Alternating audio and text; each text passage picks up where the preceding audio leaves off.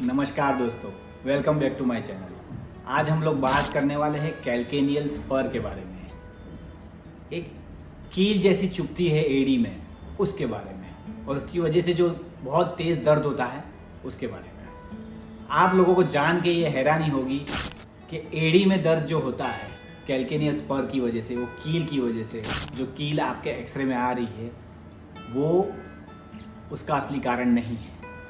बहुत बार ऐसा देखा गया है, जिन लोगों की एड़ी में दर्द है कई बार उनके एक्सरेज में कील नहीं होती है, स्पर नहीं होता है।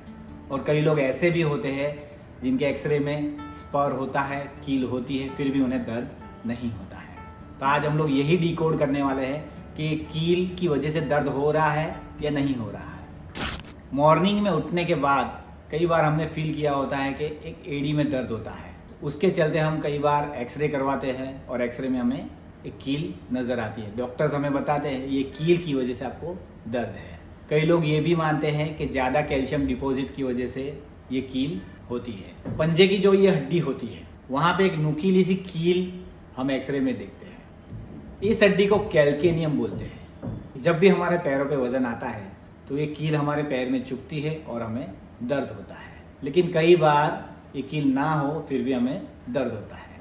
ये चुभन किस वजह से हो रही है? पंजे की जो मांसपेशी है, शॉर्ट टो फ्लेक्सर्स, जो यहाँ से शुरू होते हैं, जहाँ पे कील पाई जाती है, तो इस मांसपेशी में जब डैमेज होता है, जब टीयर्स होते हैं एक्सेसिव स्ट्रेस की वजह से, तब ये कील जन्म लेना शुरू करती है।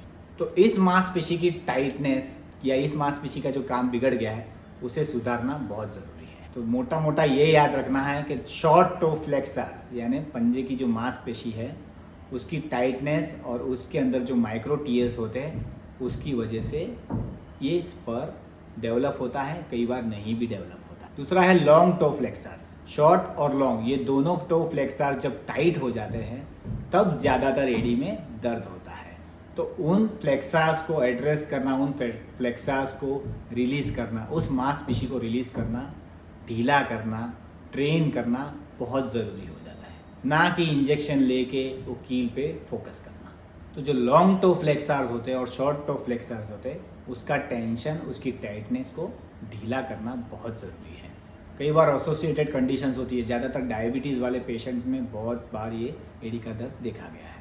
विटामिन डी डेफिशिएंसी होती है, कैल्शियम डेफिशिएंसी होती है, उसकी वजह से ये एड़ी का दर्द होता है। मोटापे की वजह से होता है, इम्प्रॉपर फुटवेयर की वजह से होता है। चलने के दौरान अगर फुट का बायोमेकेनिक्स ठीक नहीं है, फुट अच्छी तरह से प्लेस नहीं हो रहा है, पंजा अच्छी तरह से गिर नहीं रहा है, अंदर की तरफ ज़्यादा झुक रहा है, तब ये दर्द होता है।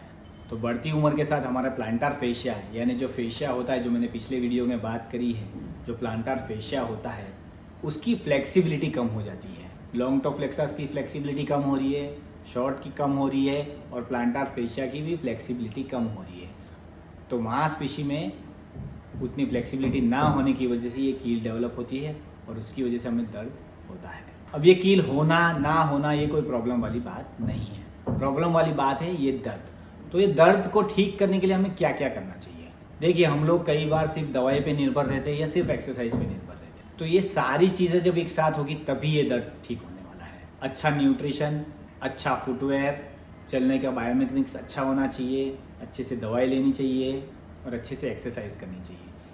वीडियो के एंड में मैं कुछ एक्सरसाइज बताऊंगा जो आपको एक कील के दर्द को दूर करने के लिए ज़रूरी है।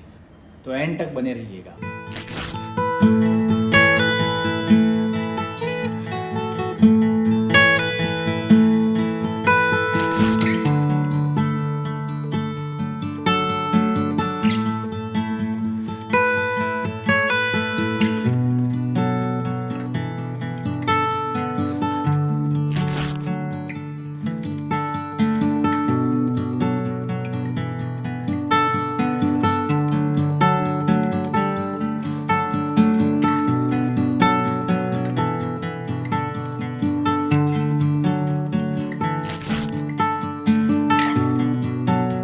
Thank you guys. See you in the next video.